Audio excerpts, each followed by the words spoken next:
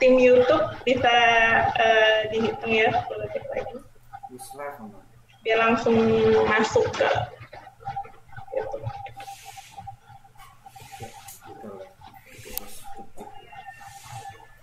Oke. Selamat siang semuanya. Terima kasih telah hadir di acara diskusi dan peluncuran buku Ekonomi Informal di Indonesia, Tinjauan Kritis Kebijakan Ketenagakerjaan. Penerbitan buku ini dan tentunya acara diskusi ini didukung oleh pemerintah Australia dan pemerintah Indonesia melalui program MAMPU, dan tujuannya adalah untuk mengadvokasi kebijakan ketenagakerjaan yang selama ini ternyata belum mengakomodasi dan mengakui hak-hak pekerja informal. Di sini kita sudah ada 3 pembicara, ada Mbak Indra Sari, Chandra Ningsi, ada Kak Fatimah Filza Izzati, dan ada Mas Muhammad Setiawan. Sebelum saya memperkenalkan pembicara, di forum ini juga hadir para penulis lainnya. Tadi ada Kak Naimah Lucy, dia juga menulis bersama Mbak Susan itu tentang ekonomi informal di sektor kelautan. Di sini juga ada Rizky ya, Kak Rizky dan Mas Anang. Dia juga menulis soal pekerja informal di transportasi online.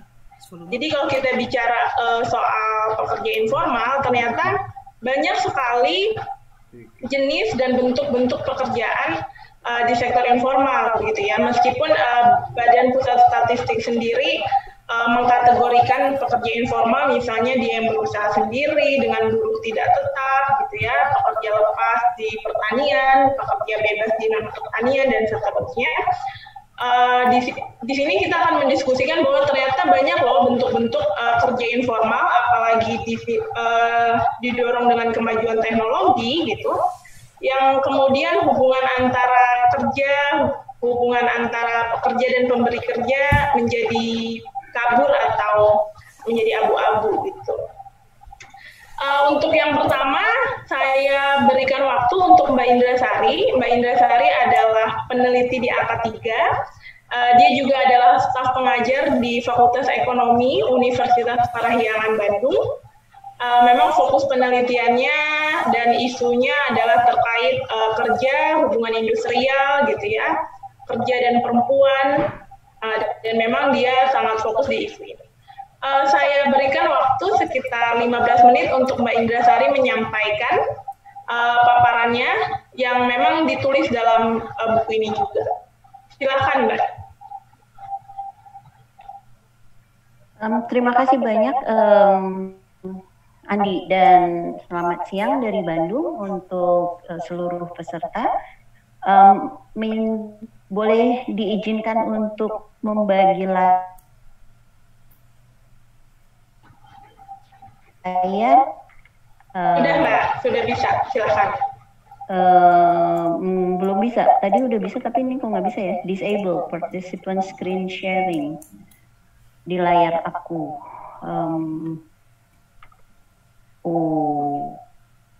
Wait. Sebentar ya. Belum bisa tuh.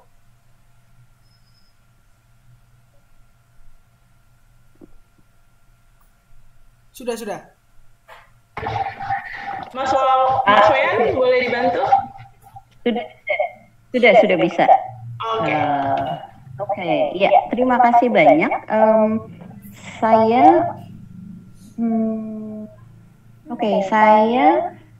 menulis di buku ini diminta menulis persisnya di buku ini tentang pekerja informal dan reformasi kebijakan ketenagakerjaan di Indonesia, praktek dan tantangan kebijakan.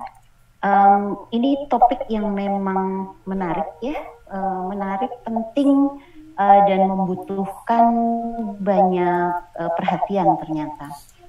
Di tulisan saya ada di dalam bab 2 buku yang diterbitkan oleh TURC atas dukungan MAMPU dan KSI.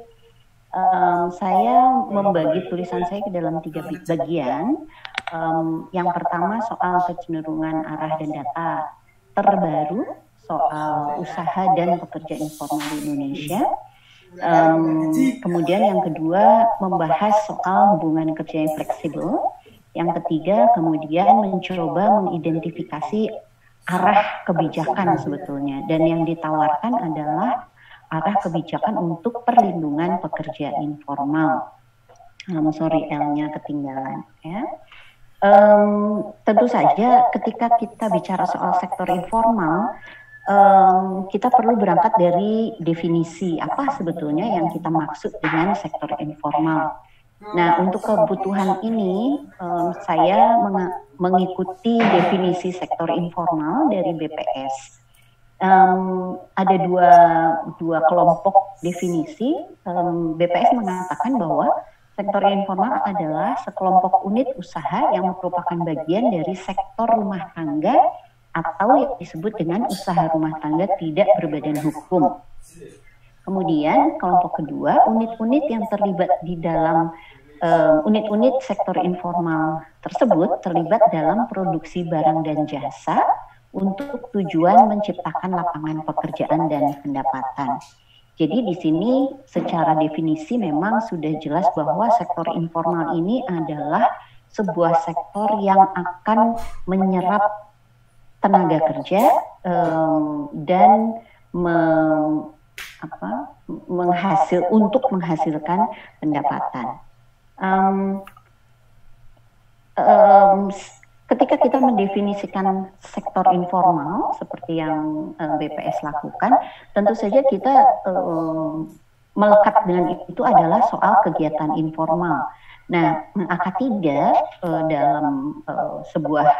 dalam rangkaian penelitiannya soal sektor informal dan UMKM mendefinisikan kegiatan informal itu sebagai suatu cara untuk melakukan hal-hal proses produksi, distribusi barang dan jasa yang bercirikan mudah dimasuki, bersandar pada sumber daya lokal, usaha milik keluarga, beroperasi skala kecil, kemudian padat karya, dan keterampilan tenaga kerjanya diperoleh dari luar sistem formal sekolah, serta tidak diatur.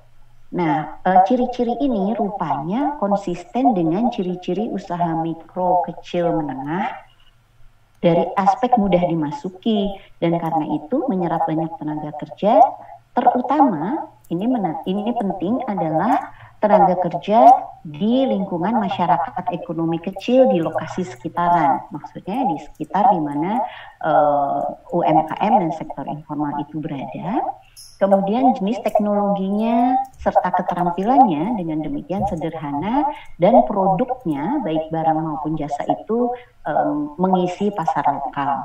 Meskipun dalam perkembangannya sekarang banyak UMKM yang produksinya justru diarahkan untuk mengisi pasar ekspor, dan biasanya itu adalah produk-produk yang eksklusif.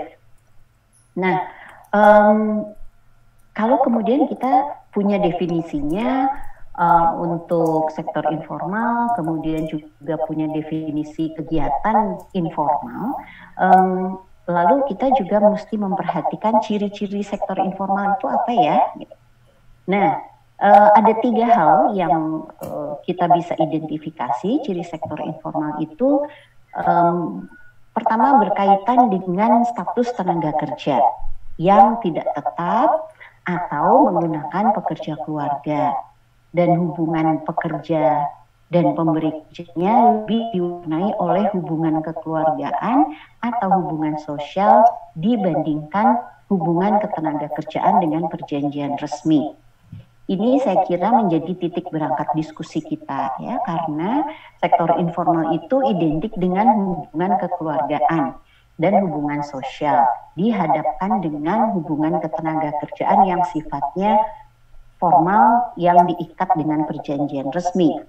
Nanti saya kira kita akan mendiskusikan sebetulnya kalau disebut sebagai hubungan yang diwarnai oleh hubungan keluarga dan hubungan sosial, itu sebetulnya menguntungkan atau merugikan, atau sebetulnya tidak bisa diperhadapkan selalu menguntungkan atau selalu merugikan, karena dalam banyak kasus hubungan-hubungan di kerja di sektor informal yang diwarnai oleh hubungan keluarga dan hubungan sosial itu tidak jarang satu sisi menguntungkan tapi di sisi lain merugikan, ya. Mungkin nanti kita bisa diskusikan lewat kasus-kasus. Kemudian ciri yang kedua, sebagai bagian dari perekonomian berfungsi tanpa peraturan, tanpa ketetapan dan tidak ditarik pajak. Ciri yang kedua ini sebetulnya menunjukkan bagaimana fleksibilitas atau kelenturan sektor informal di dalam berusaha, ya, karena tidak ada peraturannya dalam arti peraturan resmi yang dibuat oleh pemerintah, kemudian tidak ada ketetapan-ketetapan yang mengaturnya, dan juga tidak, karena itu tidak dikenakan atau bebas dari kewajiban pajak. Ciri yang ketiga itu berpindah-pindah, berubah-ubah, dan seringkali bersifat spontan untuk mengisi celah yang dibentuk oleh perekonomian formal yang tidak dapat dikelola. Kita juga bisa membayangkan, ya, berpindah-pindah itu gampangnya adalah pedagang kaki lima misalnya. Berubah-ubah itu misalnya produsen makanan. Misalnya hari ini jualan bakso, besok jualan cilok, besok lagi jualan teh boba, tergantung, ya. Nah, yang menarik juga adalah sifatnya spontan gitu, nggak pakai feasibility study. Pokoknya semua orang lagi jualan Thai tea semua, kemudian tiba-tiba jualan Thai tea. Kan karakteristiknya kira-kira seperti itu. Nah, terus yang menjadi fokus kita ini, fokus buku ini juga adalah soal aspek ketenaga kerjaan di sektor informal. Apa sih ketenaga kerjaan itu, gitu ya? Saya mengambil dari International Conference of Labor Statistician yang juga diacu oleh BPS, yang mengatakan bahwa ketenaga kerjaan atau karyawan di dalam sektor informal itu hubungan kerjanya tidak tunduk dalam Undang-Undang Tenaga Kerja. Tidak ada pajak pendapatan, minim, dan karena itu, nah ini mungkin tidak sekedar koma, ya, tapi kita harus memberikan kata sambung, karena tidak tunduk dalam Undang-Undang Tenaga Kerja dan tidak ada pajak pendapatan, maka minim perlindungan sosial dan jaminan kerja. Ya, ini tentu sebuah pernyataan yang bisa kita diskusikan atau bahkan perdebatkan, karena bisa juga kemudian menimbulkan pertanyaan, kalau gitu sah dong kalau karyawan di sektor informal tidak usah dilindungi karena dia tidak membayar pajak, tidak usah diberi jaminan kerja karena dia tidak tercakup dalam Undang-Undang Tenaga Kerja. Ini buat saya sebuah dilema yang kita perlu pikirkan solusinya bagaimana, karena dari awal, di awal tulisan saya dan semua tulisan yang membahas soal sektor informal dan UMKM, semua mengatakan, pembukanya selalu mengatakan bahwa sektor informal dan UMKM adalah penyerap tenaga kerja terbesar di Indonesia dan di negara-negara berkembang lain tentu saja. Nah, kalau demikian halnya, masa iya sih nggak dilindungi, masa iya sih nggak diberikan jaminan sosial, jaminan kerja, dan seterusnya. Ya. Lalu pekerja informal dalam usaha informal terdiri dari pekerja bebas. Pekerja bebas itu kalau bahasa sekarang tuh freelance, ya. Bebas aja, aku mau hari ini mau kerja, hari ini mau enggak, atau hari ini ada pekerjaan, atau besok tidak ada. Pekerja bebas, kemudian pekerja tetap, ada si usaha kecil atau menengah yang mempekerjakan beberapa orang, dan kemudian ada pekerja keluarga.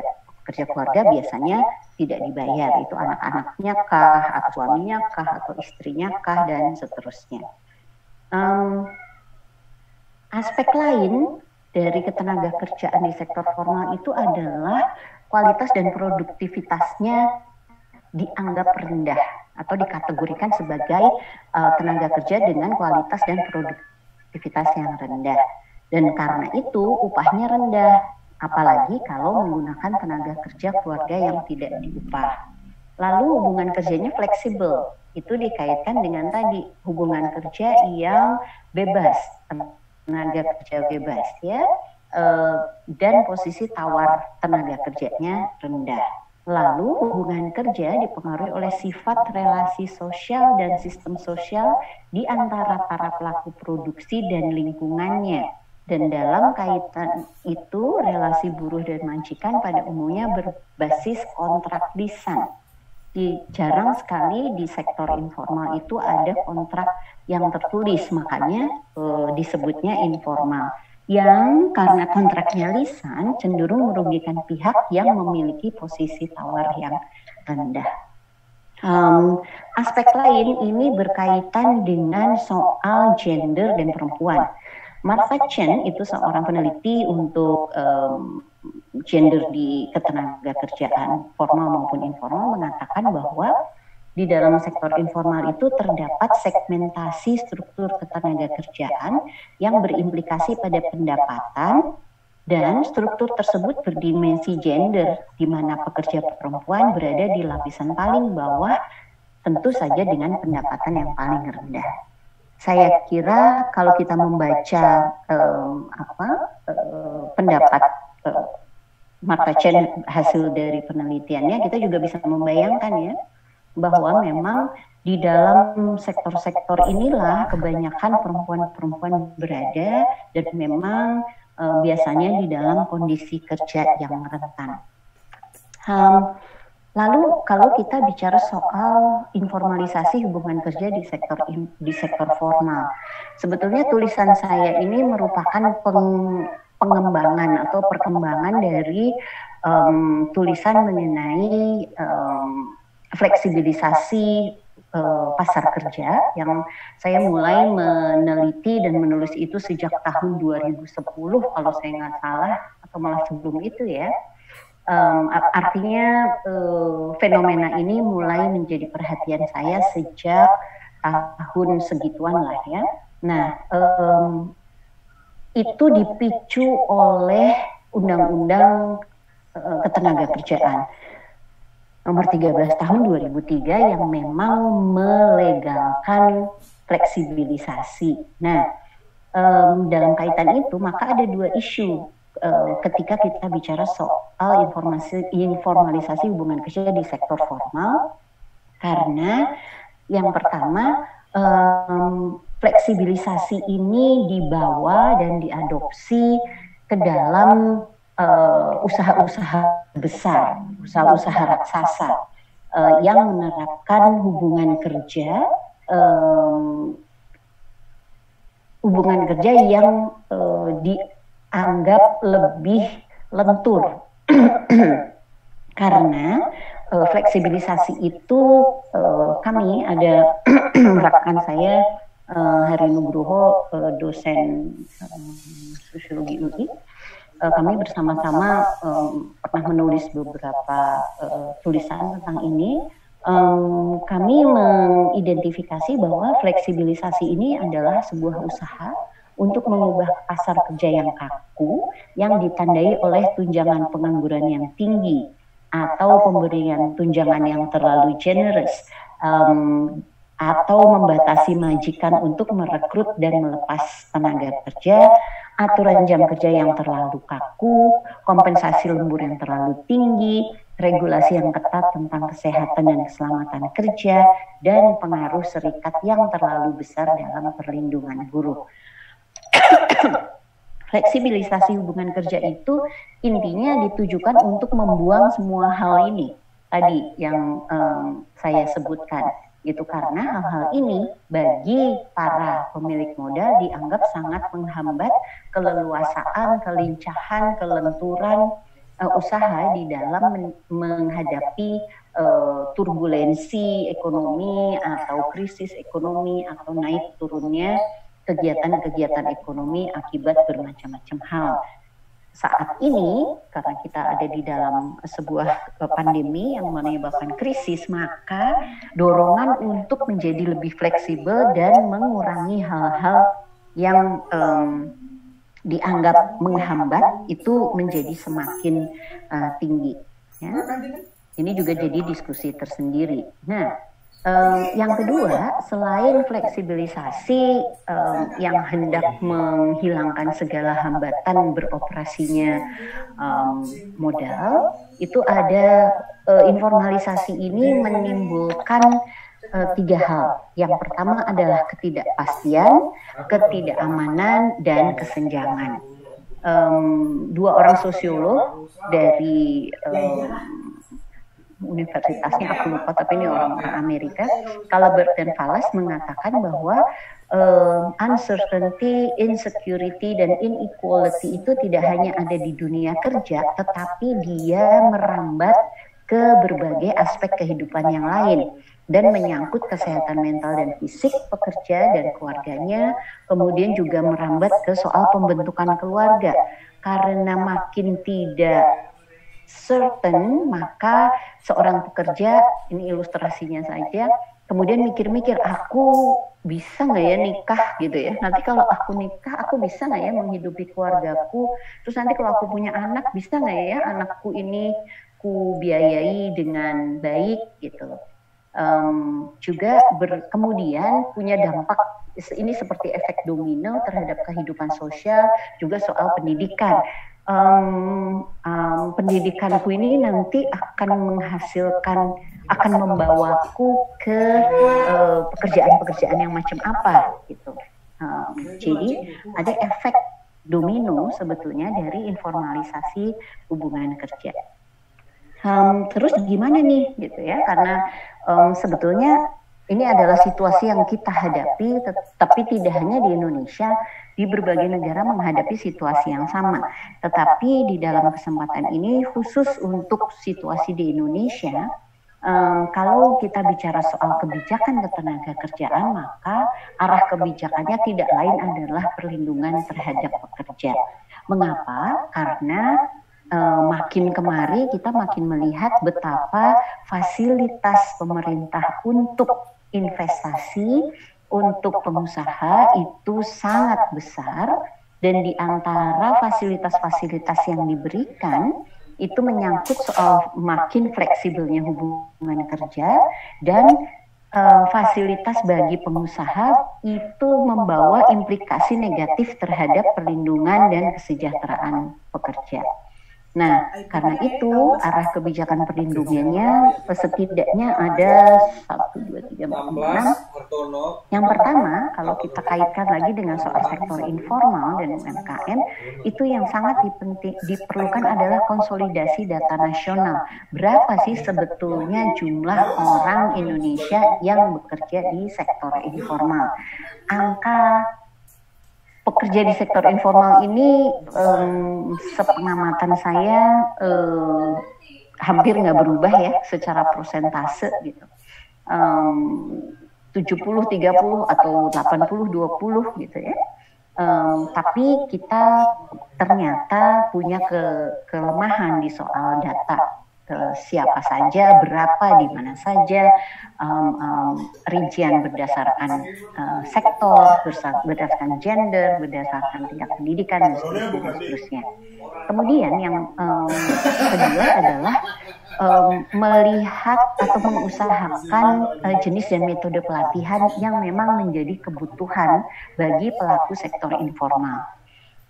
Yang ketiga, ini juga sebuah diskusi tersendiri, mengusahakan kemitraan yang setara, karena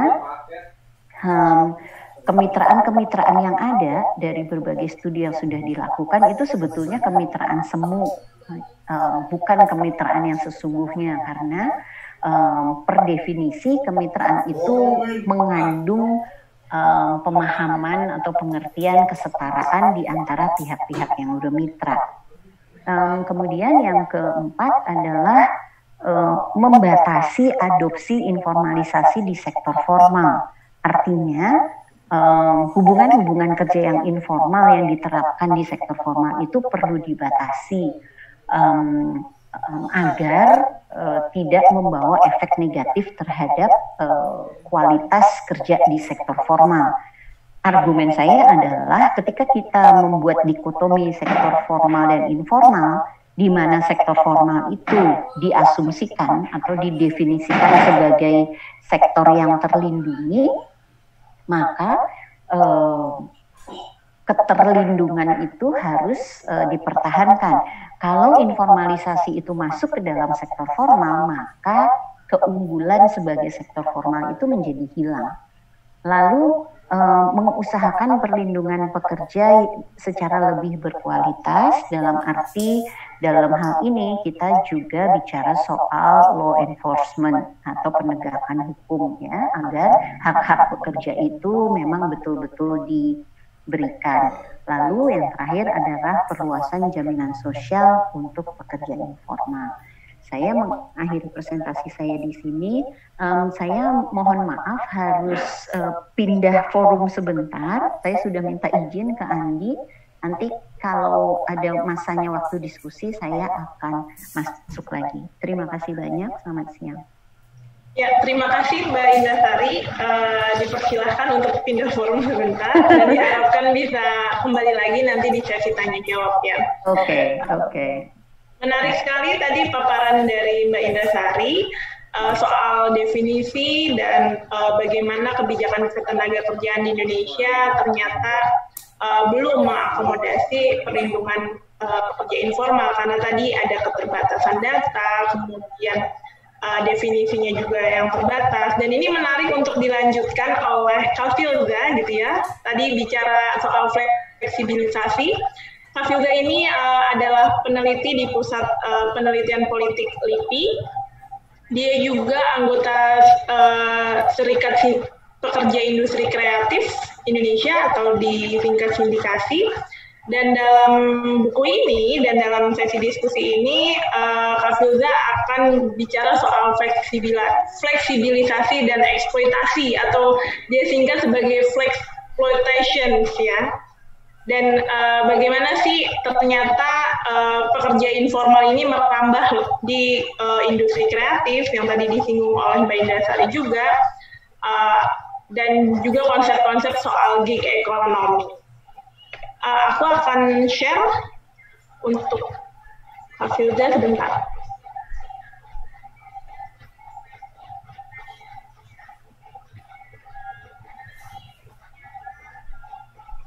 Oke, udah kelihatan ya? Oke, sudah Andi, udah kelihatan. Oke, silakan Kak Fil, waktu dan tempat saya persilahkan. Oke, makasih nih udah diajakin nulis bareng. Jadi hari ini saya akan mempresentasikan apa yang sudah saya tulis di dalam buku tentang ekonomi informal di Indonesia. Dalam buku ini saya menulis soal informalisasi kerja dan kerentanan para pekerja industri kreatif Indonesia dalam exploitation dan gig economy. Seperti yang sebelum saya menjelaskan lebih jauh, saya ingin memberitahu dulu semua pemirsa atau semua penonton bahwa sebenarnya tidak ada standar internasional soal apa yang termasuk, pekerjaan apa saja yang termasuk ke dalam industri kreatif dan pekerjaan apa saja yang tidak termasuk ke dalam industri kreatif. Ketiadaan standar ini berkaitan dengan adanya perdebatan teoritis yang mempermasalahkan definisi mengenai kerja komunikasi serta kerja kebudayaan yang kemudian berpengaruh pada definisi mengenai kerja kreatif. Mungkin slide-nya bisa sampai digeser, jadi biar bisa sambil baca. Dan perdebatan ini juga kemudian menentukan bidang pekerjaan apa saja yang masuk ke dalam subsektor kerja industri kreatif dan yang bukan gitu. Nah, di Indonesia sendiri sebenarnya ada 16 kategori subsektor yang termasuk ke dalam industri kreatif, dan teman-teman bisa membaca sendiri sebenarnya di internet banyak, bisa mencari tahu sendiri misalnya pekerjaan di bidang desain interior, desain, kemudian di bidang aplikasi digital dan lain-lain. Nanti bisa dicek sendiri 16 bidang tersebut. Dan saya sendiri di dalam buku ini berargumen bahwa persinggungan kerja-kerja di dalam industri ini merupakan tolak ukur yang penting untuk merumuskan apa yang dimaksud dengan kerja-kerja yang ada di dalam industri kreatif. Sambil digeser aja, nggak apa-apa. Dalam hal ini saya ingin memberikan contoh, misalnya di dalam industri perfilman, mereka yang bekerja sebagai kognitariat atau cognitive proletariat, seperti misalnya senimannya atau sutradaranya, penulisnya, kemudian para aktornya juga tidak bekerja sendirian, tapi ada para pekerja yang misalnya mengatur lighting, menyediakan wardrobe, kemudian konsumsi, dan lain-lain. Nah, persinggungan kerja-kerja di dalam industri ini yang menjadi tolak ukur penting dalam merumuskan apa yang dimaksud dengan industri kreatif. Termasuk juga misalnya persinggungan dengan kerja-kerja di bidang digital gitu. Misalnya mereka para pekerja industri kreatif yang punya toko online misalnya di Instagram atau di media sosial lainnya, mereka misalnya membuat craft atau membuat karya seni lainnya, kemudian menjual di sana, mereka juga bisa dikategorikan sebagai para pekerja di industri kreatif sebenarnya. Nah, kemudian di Indonesia sendiri, industri kreatif ini sangat didorong perkembangannya oleh pemerintah gitu. Dan ini penyebabnya tentu saja tidak lain dan tidak bukan karena dianggap berkontribusi terhadap PDB gitu. Karena negara kita sangat mengagungkan angka pertumbuhan ekonomi, jadi tentu saja itu yang dijadikan reason kenapa sangat didorong gitu perkembangannya. Nah, salah satu selain itu juga soal daya serap tenaga kerja di dalamnya. Nah, salah satu contoh dari didorongnya perkembangan tersebut adalah misalnya dengan adanya gerakan 1000 startup digital gitu yang diinisiasi oleh pemerintah. Nah, ini secara lengkap bisa dibaca di bukunya. Nah, kemudian tapi itu tidak dengan kondisi para pekerjanya gitu. Jadi perkembangan industri kreatif itu didorong dengan tadi ya membuat gerakan startup digital segala macam, tapi tidak dengan kondisi para pekerja di dalamnya. Nah, yang terjadi malah informalisasi kerja yang semakin meningkat gitu di dalam industri kreatif. Nah, informalisasi kerja itu sendiri di dalam industri kreatif dicirikan oleh yang pertama masifnya kerja-kerja yang bersifat temporer, kemudian dipenuhi juga dengan ketidakpastian seperti misalnya ketidakpastian penghasilan, kemudian hubungan kerja dan lain-lain, kemudian juga ketiadaan job security dan juga ketiadaan jaminan dan perlindungan sosial seperti misalnya jaminan kesehatan, kemudian akses terhadap hunian dan lain-lain kayak gitu. Nah, apa sih yang menyebabkan terjadinya meningkatnya informalisasi kerja di dalam industri kreatif? Di sini di dalam buku ini saya berargumen bahwa ada dua penyebab utama. Yang pertama adalah flexploitation, yaitu penyebab utamanya yang tadi ya yang dicirikan dengan hubungan kerja yang temporal, informal, terus kemudian memberikan ketidakpastian pada para pekerjanya. Sebenarnya flexploitation ini adalah tren fleksibilitas kerja yang meningkat semenjak diberlakukannya LMF semenjak tahun awal 80-an dan ini semakin meningkat di era gig ekonomi ini gitu. Nah, di hal ini juga diperdalam dengan pengelabuan hubungan, next aja slide-nya, disesuaikan aja. Diperdalam dengan adanya pengelabuan hubungan kerja melalui wacana yang keliru gitu soal pekerja kreatif dan entrepreneurship atau misalnya partnership atau kemitraan yang berkelindan erat dengan gig ekonomi kayak gitu. Nah, ini akan saya bahas lebih lanjut nanti di pembahasan berikutnya. Nah, sementara itu di sisi lain tidak ada delay atau regulasi yang melindungi pekerja di dalam industri kreatif itu. Hal-hal tadi exploitation dan hubungan kerja yang dikaburkan gitu ya, itu malah dilanggengkan melalui berbagai regulasi yang ada. Sehingga di dalam tulisan saya menekankan bahwa komitmen dan arah kebijakan para penyelenggara negara itu sangat krusial gitu dalam menentukan masa depan para pekerja industri kreatif dan masa depan kelas pekerja secara umum di Indonesia. Selain itu juga pengorganisiran pekerja di dalam industri kreatif juga menjadi semakin penting. Nah, selanjutnya tadi ya kondisi flexploitation tadi dan juga yang pengelabuan hubungan kerja tadi sangat berdampak pada kondisi kerja dan kehidupan para pekerja di dalam industri kreatif. Sebelum saya menjelaskan lebih lanjut dampak-dampaknya, saya ingin terlebih dahulu menjelaskan mode kerja di dalam industri kreatif yang berlaku secara umum. Jadi industri kreatif ini perkembangannya ada di dalam periode post-Fordism atau di mana produksi komoditas itu tidak lagi dihasilkan secara massal gitu, tapi dia dihasilkan dengan mengandalkan specialty dari pekerjanya. Nah, di dalam mode kerja ini metode piece wage system itu jadi metode yang yang utama gitu. Jadi upah diberikan berdasarkan output atau hasil kerja gitu. Nah, ini memberikan kerentanan tersendiri dan kepada para pekerja di dalamnya gitu. Di dalam slide berikutnya saya akan menjelaskan apa saja sih dampak-dampaknya. Ini beberapa temuan yang saya dapatkan selama melakukan penelitian, termasuk juga karena juga saya aktif di dalam serikat di industri media dan industri kreatif.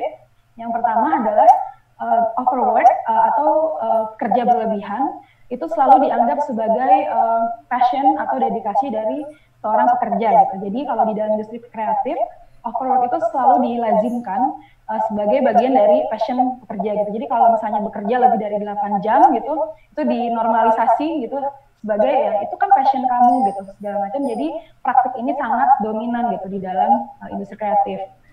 Dan nanti dampaknya bisa mengganggu masalah kesehatan mental dan fisik. Kalau kita ingat kasus yang terkenal, misalnya meninggalnya seorang copywriter karena bekerja 30 jam secara nonstop, misalnya itu jadi salah satu contoh. Kemudian juga dengan adanya tadi ya sistem fixed wage, pekerja di industri kreatif pada akhirnya terpaksa gitu untuk bekerja overwork karena penghasilannya sangat mengandalkan pada hasil output yang dihasilkan gitu. Jadi kalau belum mencapai hasil yang ditargetkan, upahnya belum sesuai, misalnya mereka akan memacu diri untuk bekerja melebihi jam kerja standar, misalnya 8 jam kerja sehari. Dan seringkali memang hampir kebanyakan survei sindikasi yang terbaru juga menunjukkan bahwa tidak dibayar upah lemburnya seperti itu. Jadi meskipun sudah bekerja overwork juga tidak dibayarkan upah lembur. Nah, kemudian tadi berdampak pada kesehatan fisik dan mental dan juga kematian. Di sisi lain juga upah perempuan dan laki-laki di dalam industri kreatif ini juga mengalami perbedaan. Jadi upah perempuan lebih rendah dari upah laki-laki.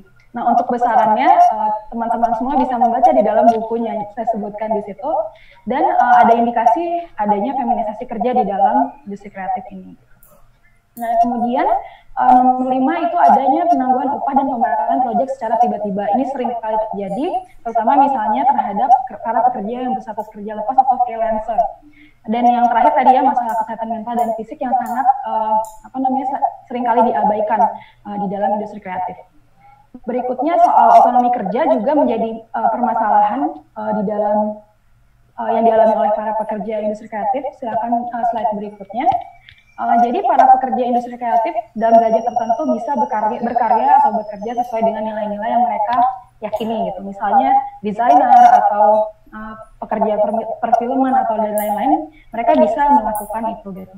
Tapi seringkali otonomi tersebut dirampas melalui apa yang disebut dengan art washing gitu, yaitu dibajaknya seni dan kreativitas untuk kepentingan gentrifikasi. Itu juga dibahas juga di dalam buku ini. Dan selain itu juga misalnya para pekerja industri kreatif yang bekerja misalnya di bidang penerbitan atau penulisan juga seringkali mengalami permasalahan terkait hak cipta, atau musisi misalnya gitu. Masalahnya biasanya terkait hak cipta. Banyak karya-karya mereka dibajak, diperjualbelikan tanpa izin gitu, terutama di era digital sekarang ini. Seperti itu juga menjadi masalah. Nah, tapi kemudian para pekerja di dalam industri kreatif dan para calon tenaga kerja di dalam industri kreatif tidak punya pilihan selain menjebak atau menjerumuskan dirinya ke dalam industri kreatif gitu. Kenapa? Karena seperti yang sudah dijelaskan oleh Marx di dalam Kapital bahwa tenaga kerja itu mereka ada di dalam kondisi free in the double sense gitu. Di satu sisi mereka merupakan pemilik bebas atas tenaga kerja mereka sendiri, tetapi di sisi lain mereka tidak memiliki komoditi apapun untuk dijual demi memenuhi kebutuhan hidup mereka kecuali dengan menjual tenaga kerjanya sendiri. Gitu. Seperti itu. Oleh karena itu, next slide, para pekerja atau para tenaga kerja cadangan atau reserve army of labor di dalam industri kreatif ini gitu ya, mereka terjebak dalam pasar kerja yang terbatas gitu. Pilihannya hanya ada menganggur atau bekerja dengan upah rendah, kemudian dapat digantikan sewaktu-waktu, atau selamanya bekerja dengan status kerja temporer gitu, sebagai pekerja yang terinformalisasi. Selain itu juga mereka juga mengalami pengelabuan hubungan kerja yang tadi saya sempat singgung di awal. Misalnya penyebutan kata pekerja kreatif seringkali dimaknai sebagai bahwa semua pekerja di dalam industri kreatif adalah self-employed worker gitu. Padahal tidak semuanya merupakan self-employed worker. Tapi ada juga yang berstatus kerja freelance atau pekerja lepas gitu. Ada juga mereka yang punya status kerja kontrak atau status kerja tidak tetap dan sebagainya. Dan bahkan ada juga yang mempunyai status kerja beragam. Jadi satu orang mengerjakan beberapa pekerjaan, project gitu, dan dengan status kerja yang beragam. Silakan next slide. Nah, hal tersebut juga diperkuat juga dengan meningkatnya wacana partnership atau kemitraan dan entrepreneurship di dalam gig economy gitu. Apa sih gig economy? Gig economy itu sebenarnya mode kerja yang sangat fleksibel juga, yang sangat mengandalkan casual working arrangements, tapi juga dia yang sangat berbeda adalah dia mengandalkan platform digital dalam cara kerjanya gitu. Jadi ini yang memperparah kondisi para pekerja di dalam industri kreatif gitu. Next slide. Nah, tapi di dalam ketenaga kerjaan Indonesia gitu, para pekerja industri kreatif ini tidak dilindungi dalam berbagai regulasi yang ada gitu. Kita bisa melihat misalnya di dalam Undang-Undang Ketenaga Kerjaan nomor 13 tahun 2003 itu masih dilegalkan gitu praktik sistem kerja temporer di bawah rezim labor market flexibility seperti sistem kerja outsourcing atau alih-daya misalnya dalam pasal 65 gitu. Kemudian juga rencana revisi Undang-Undang Ketenagakerjaan melalui RUU Cipta Kerja yang cilaka itu juga malah semakin melanggengkan flexploitation gitu. Flexploitation itu semakin didorong untuk dilegalkan di dalam RUU cilaka ini gitu. Cipta Kerja yang cilaka ini, penurunan tingkat upah, pemutusan hubungan kerja sewaktu-waktu dan lain-lain itu malah dicantumkan di sana gitu. Dan kemudian ada pun peraturan Menteri Ketenagakerjaan yang mengatur kesehatan dan keselamatan kerja misalnya, yang ada juga soal kesehatan mental itu masih perlu dibuktikan efektivitas implementasinya gitu. Dan pemenuhan hak perlindungan sosial para pekerja di industri kreatif juga belum dijamin dalam berbagai kebijakan dan regulasi di Indonesia. Nah, berbagai jaminan perlindungan seperti misalnya dana pensiun, kemudian kesehatan, termasuk juga misalnya akses hunian yang layak dan lain-lain itu masih berada jauh sekali dari jauh para pekerja di industri kreatif. Nah, oleh karena itu, ini bagian terakhirnya, next slide, saya mengajukan beberapa usulan rekomendasi. Yang pertama, regulasi terkait ekonomi kreatif atau industri kreatif itu harus melindungi pekerja industri kreatif secara luas, termasuk para pekerja lepas atau freelancer. Karena di dalam undang-undang tersebut hanya disebutkan pekerja pelaku kreatif dan apa gitu, saya lupa detailnya. Tapi ada di bukunya, nanti makanya baca di bukunya. Kemudian yang kedua adalah diperlukan adanya regulasi mengenai upah minimum yang memenuhi standar bagi para pekerja lepas atau freelancer. Hal ini karena tadi sebagaimana sudah saya jelaskan, freelancer ini seringkali mengalami pembayaran yang di bawah standar upah yang layak gitu, karena dianggapnya adalah tidak terikat pada ketentuan tertentu seperti itu. Nah, makanya adanya peraturan ini sangat akan membantu para pekerja lepas atau freelancer. Dan yang selanjutnya adalah revisi peraturan perundang-undangan ketenagakerjaan harus dapat mengupdate perkembangan di dalam industri kreatif, termasuk soal gig ekonomi dan lain-lain, sekaligus melindungi pekerja industri kreatif secara bersamaan. Jadi itu yang harus dilakukan gitu. Oleh karena itu, dan perlindungan tersebut mencakup hak-hak pekerja, pemenuhan hak pekerja, kemudian penyediaan mekanisme perlindungan sosial yang layak dan lain-lain. Dan oleh karena itu, rancangan Undang-Undang Cipta Kerja Omnibus Law yang cilaka itu harus dibatalkan pengesahannya karena tidak melindungi kelas pekerja secara keseluruhan, termasuk para pekerja industri kreatif. Dan selanjutnya peraturan Menteri Ketenagakerjaan yang mengatur soal kesehatan dan keselamatan kerja perlu dibuktikan manfaatnya di tingkat implementasi. Dan yang terakhir dibutuhkan perlindungan aktif dari pemerintah dan para penyelenggara negara lain terhadap kebebasan berserikat di Indonesia. Hal ini karena masih banyak praktek union busting di Indonesia, sehingga ini juga terus didorong untuk melindungi kebebasan berserikat di Indonesia. Oke, terima kasih. Sekian presentasi dari saya. Silahkan Andi dipimpin selanjutnya sesinya. Terima kasih. Ya, terima kasih Kak Filza. Paparannya tadi komprehensif sekali ya. Dari paparan dan tulisan Kak Filza dalam buku ini, kita bisa lihat bahwa ternyata range pekerja informal ini sangat luas gitu ya. Dan ini menarik ketika kita bicara kreativitas gitu ya. Saya ingat betul ketika kita demo May Day, tahun lalu ya, kita bicara bahwa semua pekerjaan adalah kreatif gitu ya. Kita tidak bisa mengkotak-kotakan bahwa hanya desainer yang punya kreativitas dalam bekerja. Ini juga melanjutkan ya, sesuai dengan presentasi selanjutnya tentang pekerja rumahan gitu ya.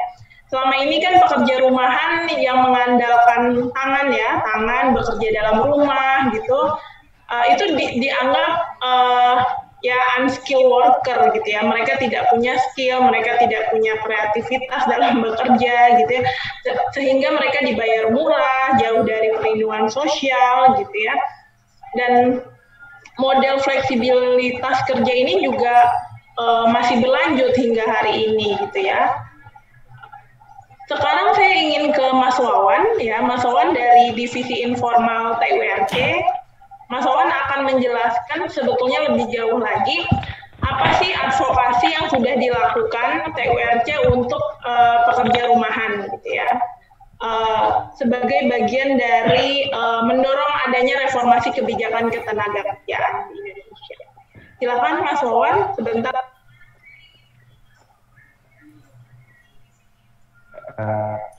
Terima kasih Mbak Andi atas waktu dan tempatnya nih. Tadi udah ada beberapa teman-teman kayak misal tadi kan lebih spesifik ke tentang ya informal secara luas, terus pembicara kedua lebih ke pekerja industri kreatif. Kalau untuk saya sendiri di sini akan menjelaskan pekerja sektor informal yang lebih spesifik lagi pada pekerja rumahan. Di sini saya mengangkat tema perlindungan dan pendampingan pekerja rumahan, khususnya kerja-kerja yang dilakukan oleh TWRC atas dukungan dari pemerintah Indonesia dan pemerintah Australia melalui program Mampu. Ya, Andi lanjut. Ini saya terkait ini pekerja rumahan ya, dan ya di sini tetapi perlu kita ketahui. Suaranya kayaknya kurang jelas, suaranya putus-putus. Halo? Ya, itu udah jelas. Ya, oke. Terus ya, di Indonesia sendiri sebenarnya seperti yang dikatakan oleh Mbak Indah Sari tadi, jumlah dan sebaran pekerja rumahan sebenarnya tidak pasti kayak gitu loh. Pekerja rumahan yang tidak tetap, pendataan pun sulit dilakukan. Ini di sini saya menampilkan sebaran pekerja rumahan itu pun masih sangat terbatas ya. Kayak contoh dampingan yang dilakukan oleh TWRC seperti di Jawa Barat, Jawa Tengah, DKI Jakarta. Terus kalau misal di Jawa Barat ada di Sukabumi, di sana pun sebenarnya sebaran pekerja rumahan itu sebenarnya banyak banget kayak gitu. Cuman kita terbatas hanya beberapa pekerja rumahan, paling ada 2-3 desa. Padahal di sana sebaran pekerja rumahan bisa mencapai 1 kecamatan, 2 kecamatan yang lainnya. Di sisi lain juga, saya juga melakukan penelitian di Sukabumi terkait pekerja rumahan yang konsen di Sukabumi ya. Tapi di sana pun ketika aku datangin dinas ketenagakerjaan, mereka pun ya mereka tahu keberadaan pekerja rumahan, cuman nggak tahu sebarannya di mana, jumlahnya berapa dan yang lainnya. Makanya ya ini yang kami ketahui, sebaran pekerja rumahan di beberapa provinsi. Lanjut, Mbak Andi.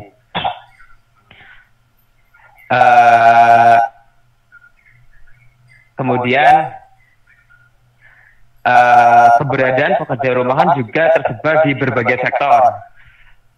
Data yang dipimpin oleh ILO Mampu ini sebenarnya dari 2015 ya. Dalam surveinya menunjukkan bahwa pekerja rumahan tersebar di berbagai sektor industri, seperti ada di pengolahan makanan, pengolahan minuman, pengolahan tembakau, tekstil, pakaian jadi, kulit, pengolahan kayu, furnitur, dan yang lainnya. Mereka tersebar banyak kayak gitu. Contoh di pakaian jadi, mereka pun selain pakaian jadi ya, mereka juga bekerja di lebih spesifik lagi kayak gitu. Di pakaian jadi sendiri contoh ada yang cuma pasang mutai, buang benang, dan yang lainnya kayak gitu loh. Dengan kondisi yang tentunya sangat jauh di atas ya kayak gitu. Ini data yang diolah oleh dari data survei ELO dan Mampu ini sebenarnya pada tahun 2015. Kemudian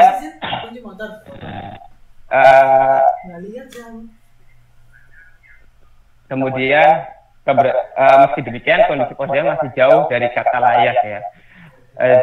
Jika dilihat dari kondisi pekerja rumahan dalam berbagai kayak tadi dilihat dari hubungan kerja, kontrak kerja, pekerja rumahan pun sangat jauh dari layak. Contoh kayak misal di hubungan kerja. Di sini aku menjelaskan di dalam hubungan kerja, pekerja rumahan tidak secara langsung menerima pekerjaan dari pemberi kerja. Utama mereka mendapatkan pekerjaan dari pemborong atau sering kita katakan sebagai perantara. Jadi hubungan kerja mereka pun abu-abu gitu. Jadi mereka nggak mendapatkan order langsung dari pekerja utama atau dari pabrik langsung, tapi mereka harus melalui biasanya perantara atau pemborong atau yang lainnya kayak gitu.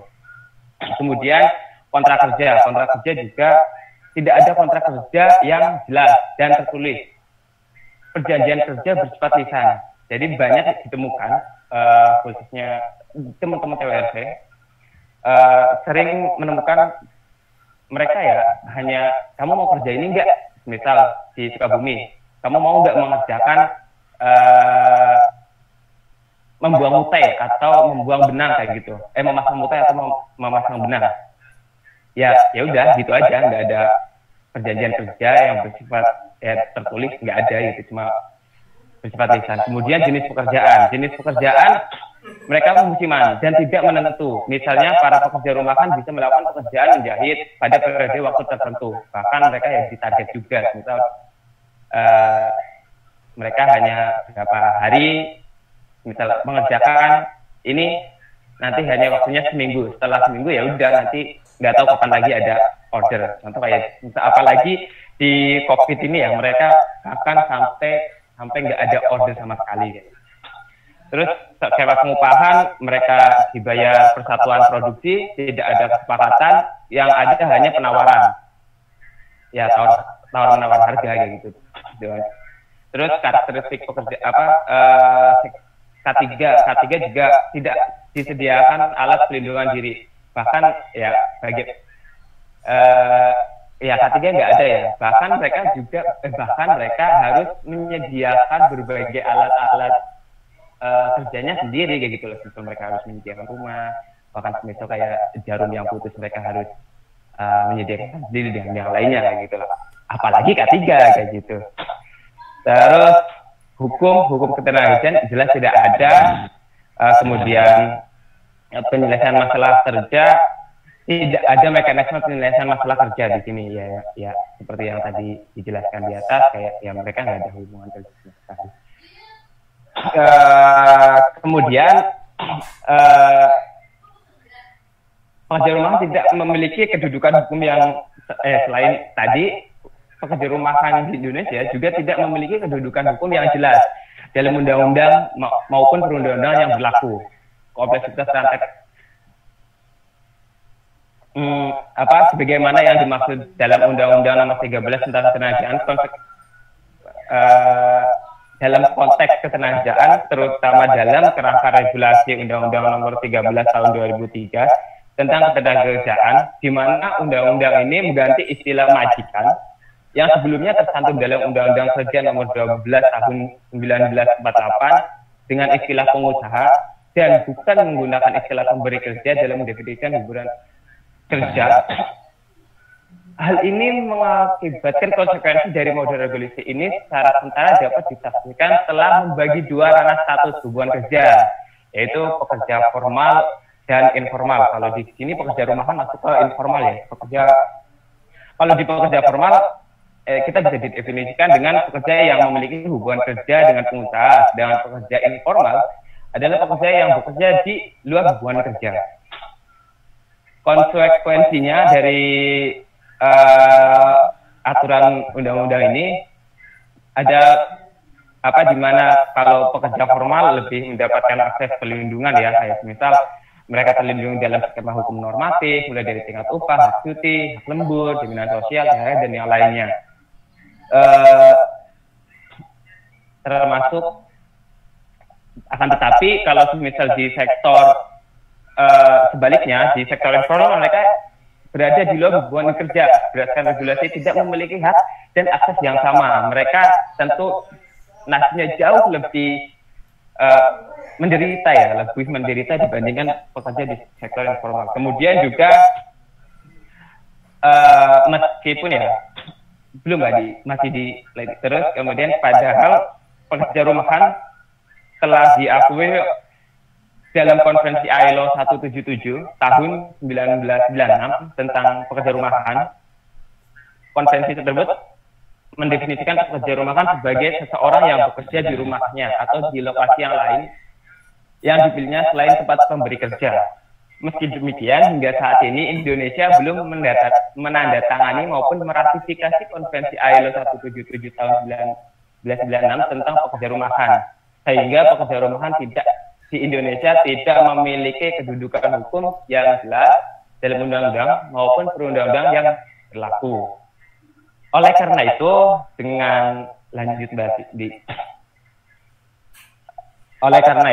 TWRC dengan dukungan pemerintah Australia dan pemerintah Indonesia melalui program Mampu melakukan berbagai pendampingan dan advokasi kebijakan untuk melindungi pekerja rumahan.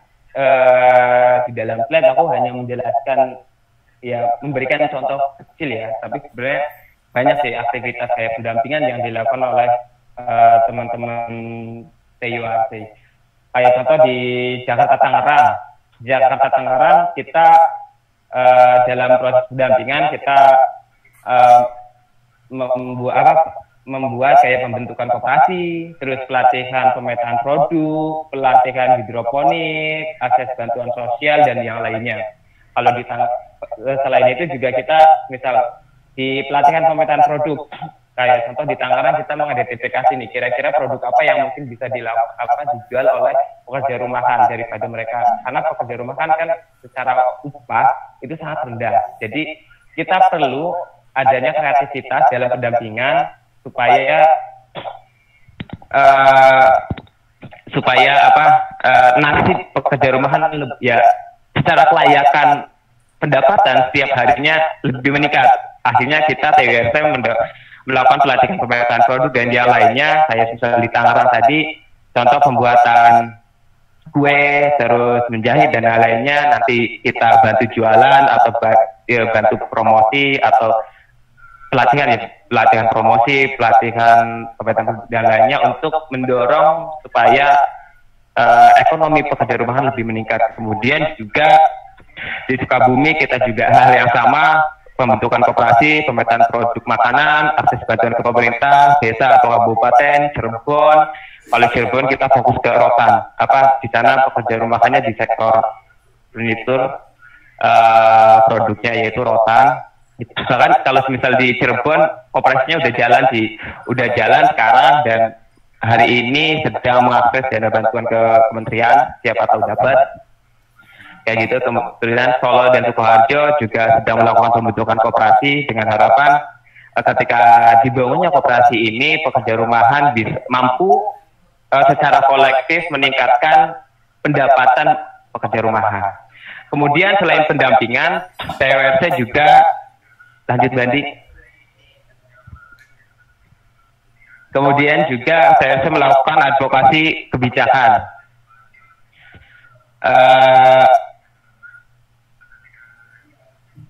Dalam advokasi kebijakan, khususnya di tingkat pusat ya, kalau di tingkat daerah sih ada beberapa macam kegiatan yang kayak misal kita dampingi ke pemerintah desa terkait pengakuan pekerja rumahan atau di pemerintah daerah. Cuman kalau misal di tingkat pusat sendiri, TWRC pada tahun 2018 TWRC bersama para akademisi menyusun naskah akademik dan rancangan peraturan Menteri Ketenagakerjaan Republik Indonesia tentang perlindungan pekerja rumahan. Permenaker ini hadir untuk mengakui keberadaan pekerja rumahan, memberikan kepastian hukum, serta mengatur syarat-syarat pemberian kerja dan yang lainnya. Pengaturan kerja rumahan dalam permen ini memperhatikan karakteristik kerja rumahan dalam konteks sosial, budaya yang melekat di masyarakat Indonesia. Kemudian peraturan Menteri pembentukan naskah akademik dan permenaker perlindungan pekerja rumahan ini juga diharapkan dapat menjawab permasalahan hukum masyarakat Indonesia yang terlibat dalam kerja rumahan atau pekerja rumahan.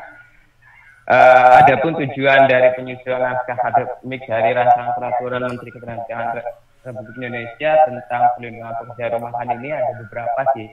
Pertama adalah Permenaker ini menegaskan hubungan kerja dalam kerja rumahan selama ini ada keterbatasan lingkup hubungan kerja dalam Undang-Undang Nomor 13 Tahun 2003 tentang ketenagakerjaan yang membuat kerja rumahan tidak terlihat dan sangat rentan.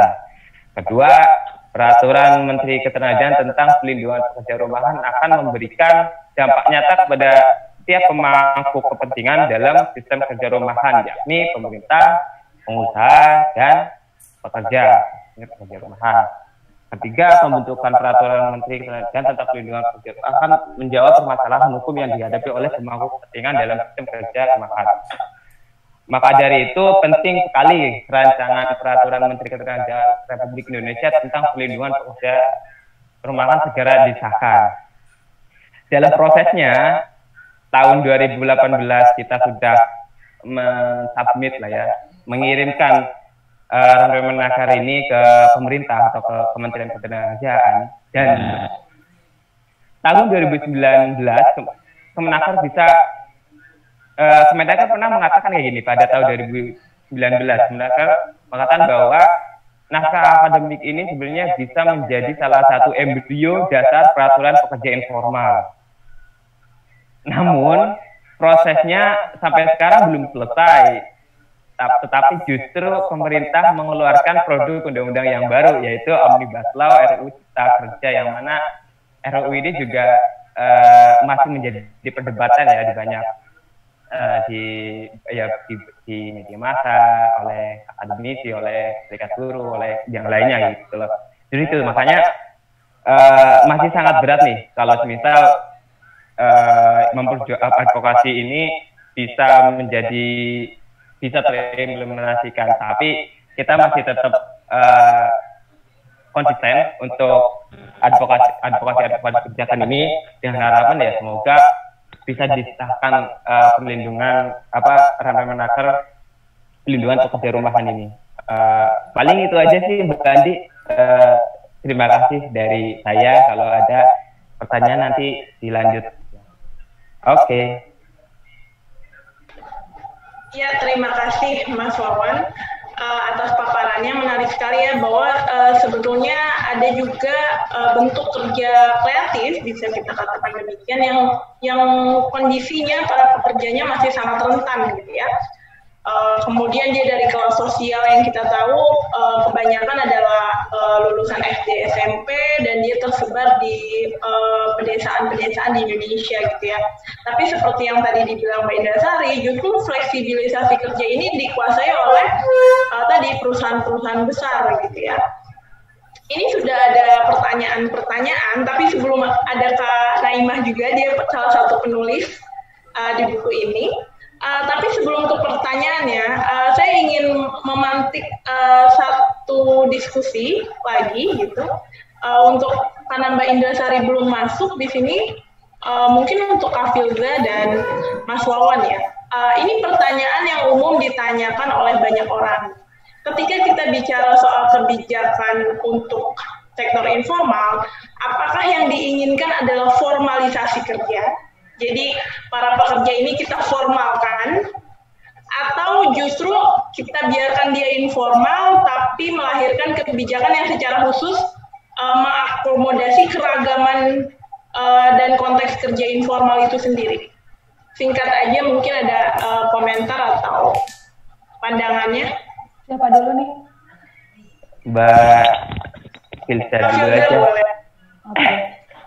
Ya sebenarnya perdebatan soal apakah ini harus formal atau informal, sebenarnya yang perlu diperhatikan sebenarnya adalah fundamental rights-nya itu sendiri. Jadi maksudnya gini, ketika ketika misalnya ada kalau di dalam tulisan saya menyebutkan banyak misalnya orang pekerja yang memilih ingin menjadi pekerja lepas misalnya karena adanya fleksibilitas ruang, waktu segala macam.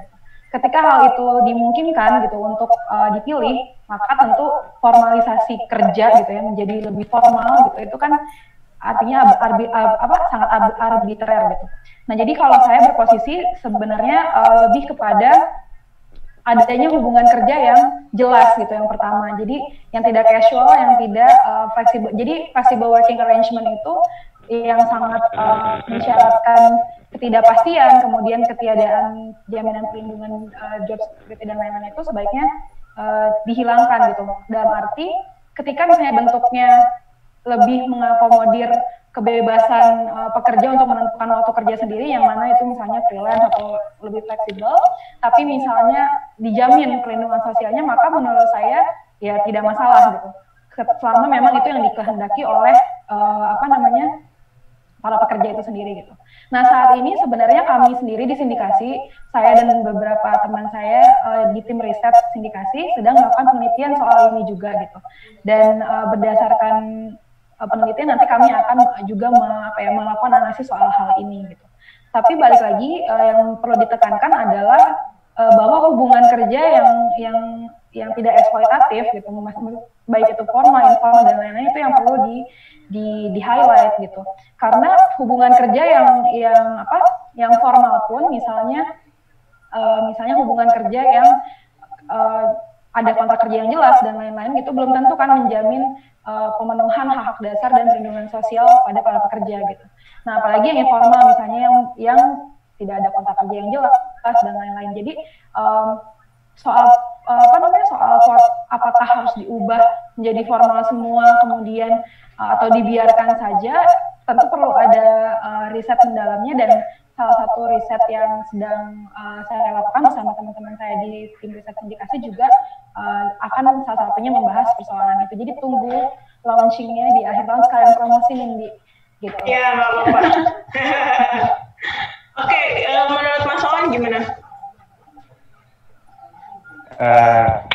Iya sih ya, terkait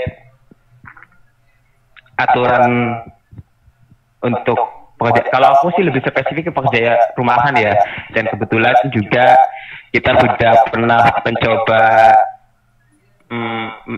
kita sudah menyusun naskah demikian peraturan ketenagakerjaan, terus juga sudah kita ajukan ke kementerian, walaupun responnya sampai saat ini belum ada gitu. Pertama sih ya memang kayak gitu. Kalau dari saya sendiri sih ya minimal mereka diakui sebagai pekerja, karena sampai saat ini pun ya kayak tadi aku contohkan di beberapa daerah, contoh kayak di Sukabumi aku tanya, ya mereka tahu pekerja rumahan ada, cuman ya mereka pun mereka nggak tahu gitu di mana, terus tanya jumlahnya berapa, terus di sektor apa saja gitu. Minimal pemerintah itu maulah melakukan pendataan di situ. Pertama itu, kalau misal udah ada pendataan kan mungkin kita bisa intervensi lagi nih, kira-kira mana yang sangat signifikan dan yang lainnya. Kayak di Thailand atau di Filipina, pekerja rumahan bahkan sistem pekerja rumahan telah diakui dan mendapatkan jaminan perlindungan di negara-negara lain pun udah kok kayak gitu. Yang kedua, selain pendataan juga ya seperti yang kayak Mbak Filza tadi bilang gitu, minimal ya ada perlindungan untuk perlindungan sosial ya untuk pekerja rumahan. Untuk pekerja rumahan ya minimal ada perlindungan di situ lah, karena beberapa contoh kasus ya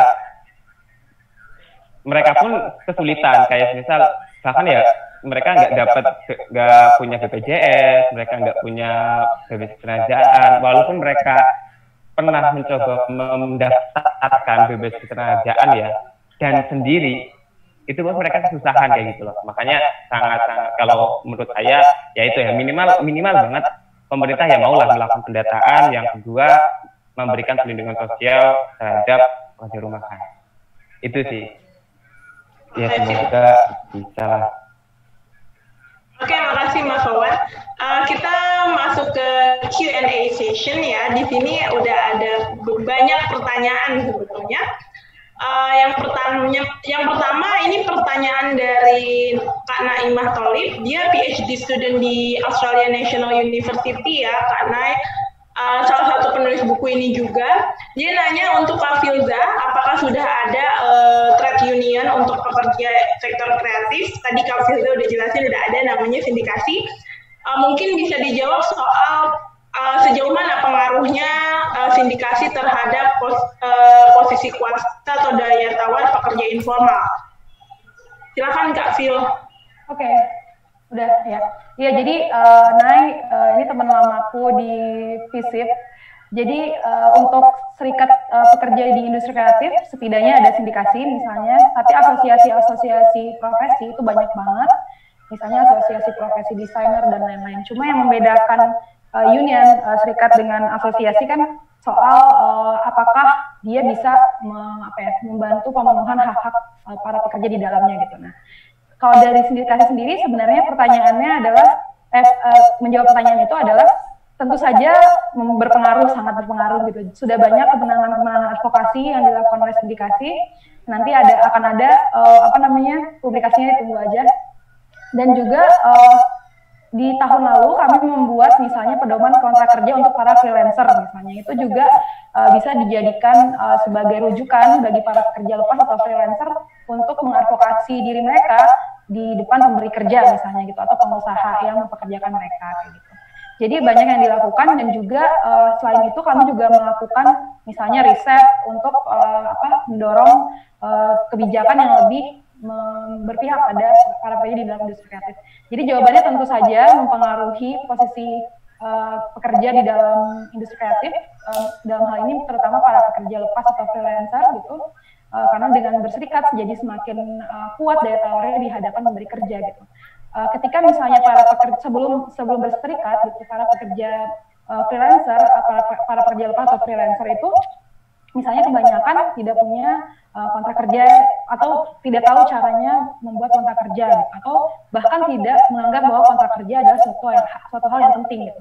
Dengan adanya serikat kita membuat pedoman kontrak kerja tersebut dan bersama-sama berusaha untuk bagaimana agar kontrak kerja itu dijadikan dasar gitu di setiap pekerjaan yang dilakukan oleh para pekerja lepas gitu. Jadi itu sih jawabannya, dan tentu saja kemenangan-kemenangan advokasi yang dilakukan harapannya bisa kemudian bergulir terus, dan tentu saja yang diharapkan adalah perubahan secara sistem gitu. Karena memang yang salah dari semua ini, karena menyambung pertanyaan yang lainnya nih, ada ini yang salah sistemnya, tentu saja karena yang bermasalah adalah sistem ekonomi politiknya gitu. Jadi yang diharapkan tentu saja perubahan yang besar, namun tentunya dimulai dengan langkah yang kecil-kecil dulu kayak gitu. Oke, makasih Kak Phil atas jawabannya. Pertanyaan selanjutnya untuk Mbak Indrasari. Ini dari Raisa, mahasiswa University of Melbourne. Dia nanya, mungkin nggak untuk dibuat satu undang-undang yang spesifik yang bicara soal pekerja informal gitu. Dan bagaimana perlindungan pekerja informal terkait dengan 4 fundamental principles yang dikeluarkan oleh ILO. Silakan Mbak Indrasari. Oke, terima kasih banyak. Mungkin atau enggak ya, mungkin aja ya. Tetapi sebetulnya diskusi kita ini soal pekerja formal dan informal ini dikotominya kayaknya perlu kita pikirkan ulang deh, gitu. Karena dikotomi disebabkan oleh definisi ya, yang formal itu apa, yang informal itu apa, gitu. Selama misalnya ciri informal itu adalah tidak diatur di luar undang-undang, kemudian tidak bukan objek pajak gitu, ini kan jadi susah mengangkatnya sebagai sebuah kewajiban negara untuk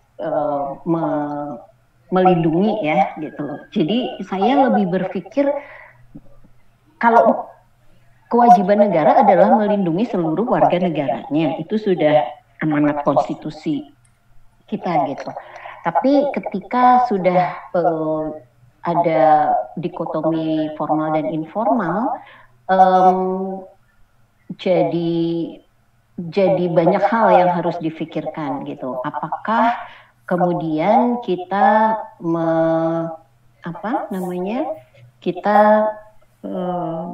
bisa nggak sih mengubah dikotomi itu gitu ya? Karena sebetulnya ketika ada sebuah situasi yang saya lihat ketika kita membahas soal sektor informal dan praktek-praktek informalisasi di sektor formal yang kemudian implikasinya adalah justru pekerja-pekerja di sektor formal itu perlindungannya makin lama makin sedikit gitu karena prinsip-prinsip informal itu diterapkan di sektor formal gitu. Sementara sektor formal itu per definisinya dan di dalam prakteknya tetap menjadi sebuah sektor yang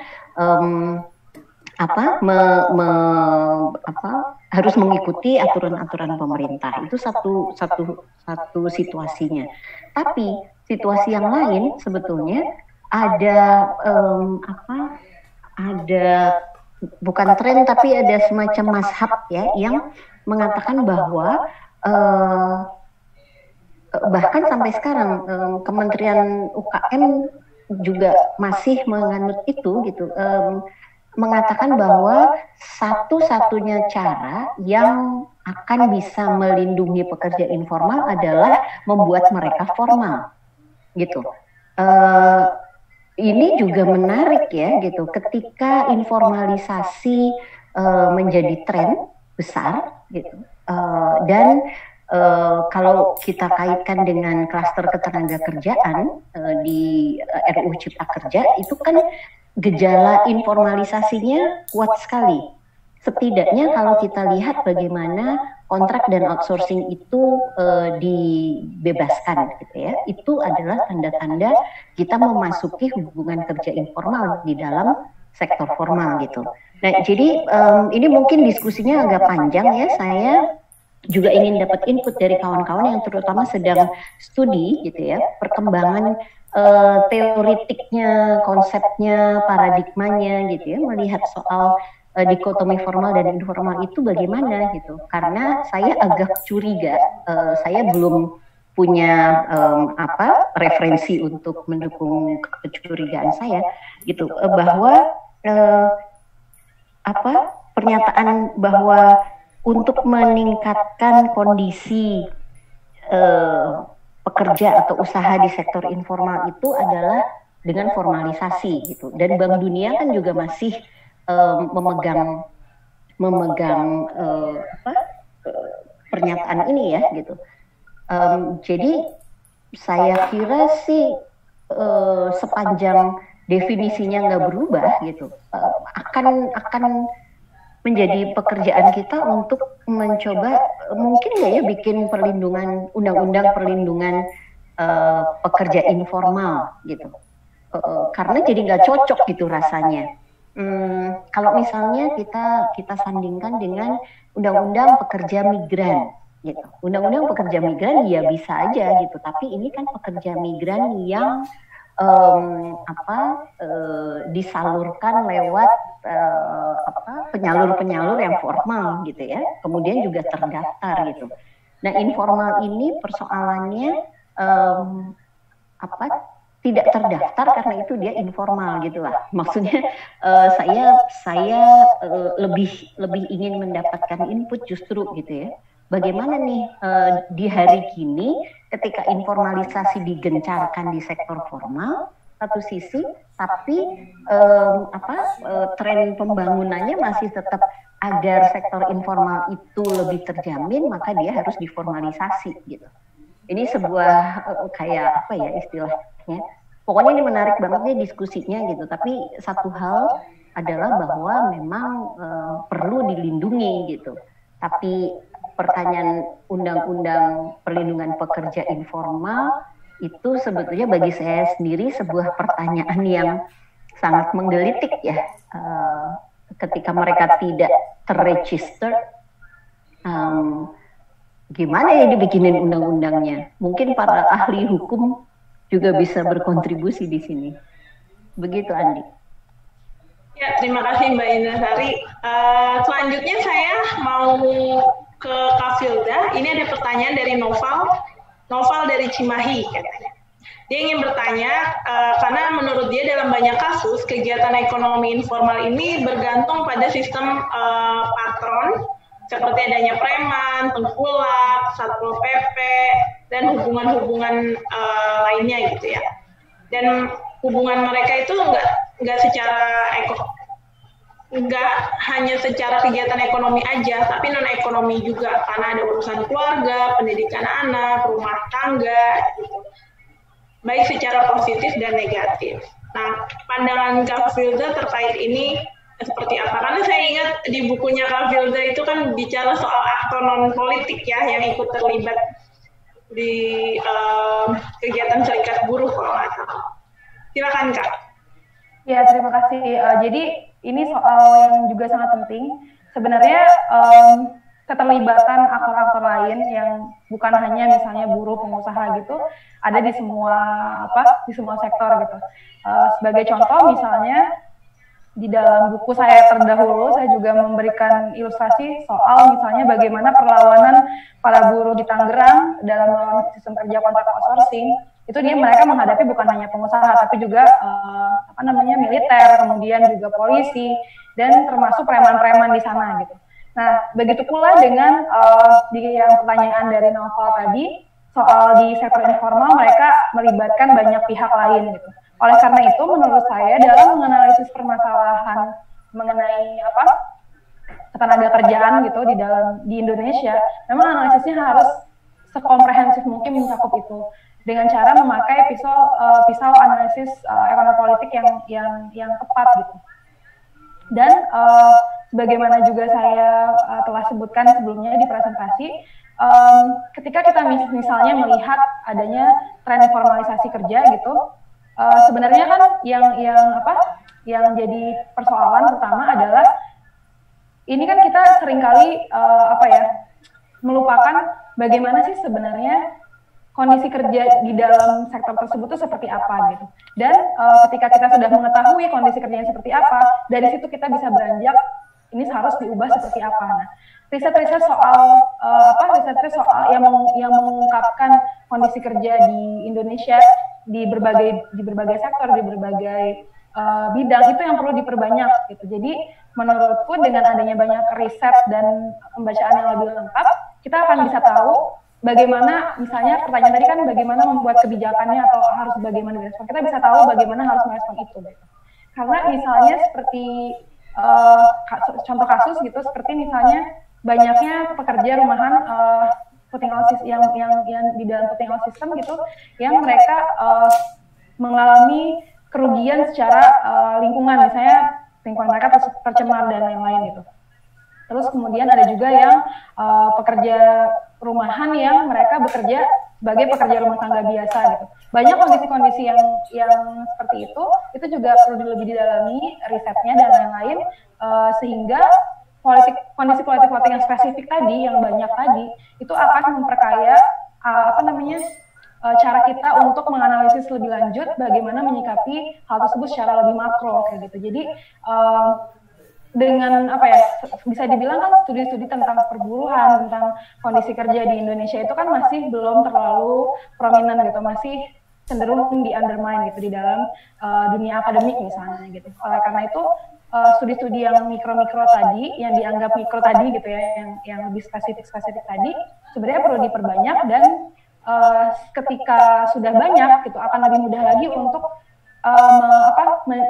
menjahitnya gitu dalam analisis yang lebih luas, yang lebih makro gitu. Tapi juga yang cara lainnya adalah dengan melihat kasus-kasus yang tadi, yang kecil-kecil tadi gitu, dengan politik-politik mikro yang tadi, yang spesifik tadi, sebenarnya kita bisa tentu saja menggunakan pendekatan atau theoretical approach yang tepat untuk melihat itu semua gitu. Dan kalau saya sih melihat bahwa kalau di semua sektor pekerjaan Indonesia kan memang sudah terinformalisasi gitu. Dan sebaiknya sih kita sebaiknya tidak terjebak pada term-term yang dibuat oleh misalnya World Bank atau lain-lain, tapi lebih kepada bagaimana meningkatkan pemenuhan hak-hak pekerja misalnya, dan kemudian menghilangkan flexible working arrangement yang kebanyakan merugikan pekerja karena memberikan ketiadaan job security, kemudian tidak ada perlindungan sosial dan lain-lain. Jadi sebenarnya bisa dilakukan dengan berbagai cara, pendekatan yang bisa dengan melakukan riset-riset yang banyak secara spesifik di berbagai sektor gitu, dan kemudian kita lihat bagaimana sebenarnya posisi pekerja gitu, kelas pekerja hari ini seperti apa, dan juga bisa juga dengan menganalisis dengan menggunakan kacamata yang lebih besar, yang lebih makro, untuk misalnya merekomendasikan kebijakan atau regulasi-regulasi yang seharusnya melindungi pekerja. Kalau dari aku sendiri sih sangat mendukung adanya misalnya undang-undang perlindungan pekerja untuk semua pekerja ya, bukan hanya pekerja di sektor informal atau sektor formal, tapi semua pekerja, karena hingga saat ini belum ada undang-undang yang benar-benar melindungi pekerja misalnya kayak gitu.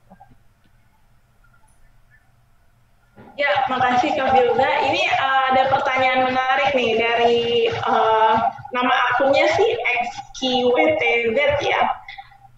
Dia menekankan bahwa sebetulnya tidak perlu ribet gitu urusan formal dan informal sih, karena menurut dia ya bisa aja seseorang bekerja di sektor informal namun dia mampu menyekolahkan anaknya, mampu membayar BPJS atau asuransi kesehatannya sendiri, dan punya tabungan yang cukup untuk hari tuanya gitu. Mungkin kenapa, apa urgensinya kita bicara pekerja sektor informal? Mungkin pertanyaannya demikian ya. Siapa yang mau jawab? Silakan. Terlebih dahulu kita bicara sektor informal di kelas mana nih? Oke. Ya, halo Mbak Di. Ya, silakan Mas Wawan. Iya, yes ya. Pertanyaan yang sangat menarik sekali. Ya, terima kasih pertanyaan. Cuman aku mungkin sedikit menceritakan ya terkait kerja-kerja pendampingan yang dilakukan oleh teman-teman TWRC khususnya di divisi informal. Dan pernah ada satu buku yang TWRC terbitkan juga mengenai rantai pasok pekerja informal. Ada beberapa sih, kalau misalnya di Sukabumi, di Jakarta, di Cirebon, di Solo, Sukoharjo kayak gitu. Kalau aku sendiri waktu itu sempat tulis di Sukabumi. Pertama, ya pekerja informal, ya secara data memang kalau misal ngomongin yang kelas yang mana kayak gitu ya. Kebetulan yang didampingi oleh teman-teman TWRC, ya mereka kondisinya ya, jauh gitu. Pertama contoh, kalau misal upah dalam pemasangan UTS misal satu baju mereka hanya diupah sebesar misal 350 rupiah. Ada juga buang benang mereka hanya diupah dengan upah yang paling 100 rupiah, bahkan nggak sampai 100 rupiah kayak gitu loh. Sehari paling mereka dapat berapa kayak gitu loh. Boro-boro cukup untuk memenuhi kebutuhan sehari-harinya gitu. Iya, jauh lah dari kata cukup. Padahal apa yang mereka produksi itu seringkali memproduksi brand-brand yang besar kayak gitu. Ya, mau brand sepatu, mau brand baju, banyak lah mereka memproduksi produk-produk yang besar kayak gitu. Cuman ya kondisinya sangat jauh dari kata layak kayak gitu. Bahkan kalau misal bandingkan dengan upah minimum yang seringkali menjadi perdebatan oleh teman-teman buruh, ya itu pun masih jauh dari kata layak kayak gitu, jauh dari kata sesuai dengan upah minimum kayak gitu loh. Makanya ketika mereka ikut serta dalam memproduksi produk-produk yang dari pabrik kayak gitu loh, dengan beban hampir sama dengan pekerja yang ada di pabrik, bahkan jauh lebih nggak bisa dikatakan berat, atau bahkan kalau ngomongin jam kerjanya ya bahkan lebih panjang dibandingkan dengan teman-teman yang ada di pabrik. Ya itu tentu sangat-sangat ya. Tapi kenapa kok mereka nggak mendapatkan fasilitas yang sama seperti pekerja-pekerja yang ada di pabrik kayak gitu? Padahal mereka memproduksi produk yang sama, brand yang sama kayak gitu loh. Tapi nasibnya ya kayak gitu. Kalau ngomongin BPJS Kesehatan atau BPJS Kesehatan ya mereka, apalagi ketenagaan ya boro-boro mereka bisa membayar iuran BPJS Kesehatan setiap harinya gitu loh. Untuk sekedar makan pun mereka susah kayak gitu sih. Makanya pentingnya perlindungan pekerja rumahan ini ya di situ kalau aku sih. Karena jauh dari kata layak. Ya, makasih Mas Wawan tanggapannya. Pak Firza mungkin ada tanggapan, silakan. Iya, sebenarnya gini, tren informalisasi ini kan sebenarnya menghilangkan hak-hak yang seharusnya diperoleh oleh para pekerja gitu. Jadi kenapa dia meningkat kan karena seperti yang udah dijelaskan juga gitu, misalnya di dalam tulisan saya, misalnya sejak awal 80-an atau akhir 70-an kan labor market flexibility semakin meningkat gitu, dan itu semakin menginformalisasikan semua pekerjaan gitu. Cuma memang kalau misalnya kita bicara secara spesifik misalnya dalam konteks industri kreatif gitu, contohnya gitu, apa sih dampak dari informalisasi ini? Ya tentunya tadi adanya pengelabuan hubungan kerja, kemudian tidak dipenuhinya hak pekerja dan lain-lain. Namun ketika bicara soal misalnya fleksibilitas jam kerja misalnya atau fleksibilitas ruang kerja gitu, ini kan akan kondisinya berbeda-beda gitu. Ketika misalnya banyak yang misalnya banyak pekerja lepas gitu yang banyak pekerja yang ingin memilih menjadi pekerja lepas, mereka ingin punya waktu yang fleksibel dan mengatur jam kerjanya, tentunya itu kan termasuk dalam kategori bisa dikatakan ya fleksibel, informal kayak gitu. Tapi kan akan berbeda dengan kasus misalnya tadi Mas Wawan bilang para pekerja yang terjebak dalam voting out system misalnya mereka tidak dapat perlindungan K3 yang memadai gitu, padahal mereka mengerjakan pekerjaan-pekerjaan yang sama dengan pekerjaan-pekerjaan yang ada di dalam pabrik misalnya kayak gitu. Jadi itu konteksnya beda gitu. Sehingga menurutku yang titik tekannya lagi-lagi adalah bagaimana melindungi semua pekerja gitu, hak-hak dasar mereka dan perlindungan sosial untuk mereka itu terjamin gitu. Dan oleh karena itu penting mendorong undang-undang perlindungan pekerja, jadi secara spesifik perlindungan pekerja gitu. Karena informasi kerja ini juga sebenarnya banyak mempengaruhi aspek-aspek lain seperti misalnya tidak bisa berserikat, kemudian let's say banyak hal lainnya gitu, dan itu hanya bisa dilakukan kalau di tataran meso atau regulasinya kan dengan melindungi pekerja. Kalau di tataran yang lebih tinggi gitu, yang lebih lebih ekopol lagi gitu, yang lebih mengubah sistem secara keseluruhan, ya tentunya kita nggak mau ada hubungan kerja eksploitatif gitu kan. Kapitalisme ini kan kayak gitu. Dia sangat adaptif, sangat cepat gitu beradaptasi dengan kebutuhan para pemilik kapital gitu untuk mengakumulasikan kapital mereka. Nah, saat ini trennya misalnya sejak di ekonomi ini misalnya dengan entrepreneurship tadi gitu, di mana pengelabuan hubungan kerja jadi tren bukan hanya di sektor transportasi hailing group yang riding hailing application kayak misalnya perusahaan-perusahaan taksi online misalnya, bukan hanya di sana tapi juga merambat ke semuanya gitu, termasuk misalnya di industri kreatif dan juga di sektor-sektor lainnya, di mana hubungan kerja yang kabur ini berdampak juga terhadap kondisi kerja para pekerja di dalamnya kayak gitu. Ketika misalnya para pekerja rumahan ada di dalam hubungan kerja yang tidak jelas, misalnya apakah mereka pekerja pabrik atau mereka misalnya pekerja yang cuma iseng-iseng nyari uang di rumah gitu. Itu kan berdampak pada pemenuhan hak mereka gitu. Yang terjadi kan memang meskipun mereka bekerja untuk pabrik, mereka dianggap tidak bekerja untuk pabrik karena mengerjakannya di rumah, kan yang terjadi seperti itu gitu. Misalnya seperti itu. Jadi kalau saya melihat fleksibilitas kerja yang ada di dalam yang jadi fitur utama dalam tren informasi kerja di seluruh sektor yang ada di Indonesia itu perlu dibedah lagi gitu. Fleksibilitas kerjanya itu seperti apa perkembangannya sekarang gitu. karena tentu saja aspirasi yang banyak muncul dari kalangan pekerja sendiri perlu diperhatikan gitu. Ketika misalnya tidak banyak yang tidak mau lagi terikat dengan jam kerja 8 jam di kantor misalnya gitu, dan memilih untuk bekerja di rumah saja gitu karena misalnya kemacetan, transportasi yang tidak layak gitu, tidak memadai, jalanan yang tidak memadai dan lain-lain, itu membuat mereka berpikir ingin di rumah. Tentu itu perlu diperhatikan, tapi apakah itu jadi satu hal untuk melegalkan bahwa mereka misalnya tidak layak mendapatkan hak untuk lembur misalnya atau apa. Nah, itu yang perlu dijadikan pertimbangan. Jadi dalam menganalisis kondisi kerja ini sebenarnya tidak bisa membuat standar-standar yang ditetapkan sejak awal gitu. Tidak bisa seperti itu. Misalnya kalau pekerjaan formal maka ABCDE, kalau pekerjaan informal maka ABCDE gitu. Tidak bisa seperti itu, tapi harus didasarkan pada temuan empirisnya seperti apa, kemudian bagaimana prinsip-prinsip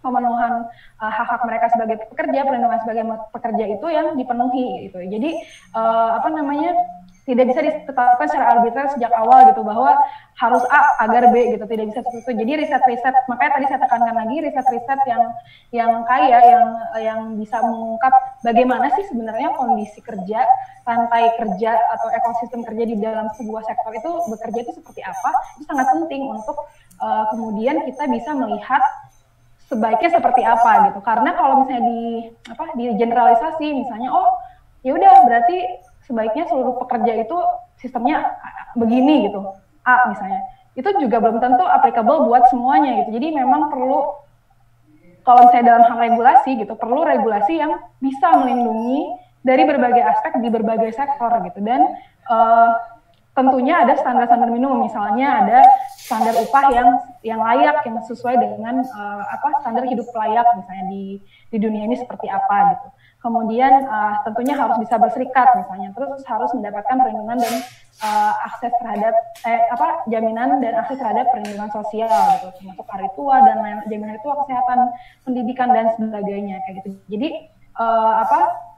penelitian tentang ekonomi informal ini gitu, itu menurutku sih tentunya tidak hanya berhenti di buku ini gitu, tapi buku ini bisa jadi pengantar untuk kemudian kita bisa melakukan penelitian yang lebih banyak, yang lebih spesifik untuk meneliti kondisi kerja di era sekarang itu seperti apa sih di berbagai banyak sektor gitu. Seperti yang udah misalnya dilakukan oleh Engels gitu, misalnya the condition of working class in England gitu. Nah, kita bisa nggak bikin kayak gitu yang lebih spesifik, yang lebih menyeluruh gitu, dan bisa menjawab problem-problem ketenaga kerjaan yang beyond dari standar-standar yang sudah ditetapkan sejak awal, misalnya standar ILO, World Bank, bla bla bla gitu. Yang beyond itu gitu, tapi menjawab memang kebutuhan dan kesulitan-kesulitan yang dihadapi oleh kelas pekerja itu sendiri.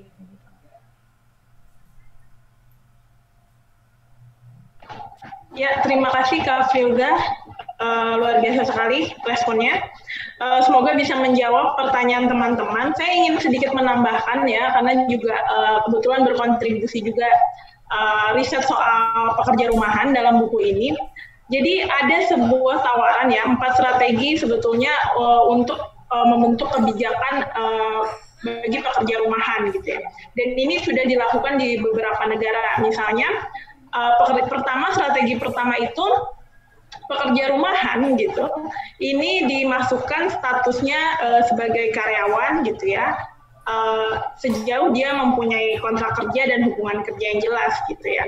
Nah, misalnya di negara di UK misalnya, dia kemudian definisi pekerjanya itu nggak sebatas pekerja, tapi di sana ada pekerja mandiri, ada karyawan, kemudian ada profesional, ada wira swasta, yang mana kemudian memiliki hak-hak yang beda-beda gitu. Itu yang strategi pertama. Kemudian yang strategi kedua adalah memperluas kebijakan ketenaga kerjaan. Artinya sejauh seseorang siapapun itu ya, baik di sektor informal maupun formal, sejauh dia memiliki kontrak kerja, maka Undang-Undang Ketenaga Kerjaan tentang perlindungan sosial, tentang cuti, tentang jam kerja itu berlaku terhadap pekerja tersebut. Jadi ada semacam perluasan kebijakan ketenaga kerjaannya. Nah, yang ketiga ini membuat kebijakan yang spesifik. Nah, ini akan cukup lelah tentunya, misalnya pekerja kreatif punya kebijakannya sendiri, pekerja rumahan dibuatkan kebijakannya sendiri, jadi sangat parsial itu, masing-masing jenis pekerjaan dibuatkan kebijakannya masing-masing. Dan yang keempat adalah lebih parsial lagi, jadi per daerah, misalnya kalau di Indonesia mungkin bisa kita sebut sebagai perda gitu ya. Kalau misalnya di Australia itu ada negara bagian yang secara spesifik punya kebijakan untuk melindungi pekerja rumahan di sektor garment. Gitu. Saya pikir 4 strategi ini juga bisa didiskusikan ya, khususnya nanti kita perluas lagi untuk sektor informal. Tadi kan sudah banyak nanya apakah kita butuh undang-undang untuk pekerja informal sendiri, atau justru yang kita butuhkan pertama-tama tadi kata Kak Filzah, kita punya nggak bahan yang cukup, studi empirik yang cukup untuk mendefinisikan beragam kerja dalam konteks Indonesia gitu ya, baru kita buat kebijakannya yang sesuai dan yang aplikatif gitu ya. Jadi diskusi ini sangat menarik sekali. Suaraku udah jelas belum? Belum ya? Halo? Cek. Udah nih. Oke. Udah, cuma ada noise aja tadi pas ngomong. Oke. Jadi itu mungkin rangkuman dari saya gitu ya. Dan teman-teman sebetulnya bisa buku ini bisa diakses gitu ya secara gratis di websitenya TWRC, karena kita juga cetaknya terbatas gitu. Dan diharapkan sebetulnya nantinya setelah buku ini terbit, kita akan susun policy brief yang juga nanti berkaitan dengan rancangan undang-undang cipta kerja yang sekarang lagi digodok, karena sebetulnya kalau kita bicara reformasi kebijakan juga tidak boleh meninggalkan sektor-sektor yang tadi udah dibahas ya, gitu ya. Tadi Mbak Indasari alih-alih melindungi sektor informal justru mempromosikan informalisasi kerja. Jadi diharapkan buku ini bisa jadi pengantar untuk tadi mendorong adanya reformasi kebijakan, dan juga tadi Kak Filda udah tekankan mendorong adanya riset-riset lanjutan yang bisa memperluas diskusi dan pengetahuan publik tentang sektor informal. Saya pikir itu penutup dari saya. Saya mengucapkan terima kasih kepada para pembicara yang sudah hadir dan para peserta yang sudah berpartisipasi dengan aktif. Saya tutup diskusi ini. Terima kasih banyak.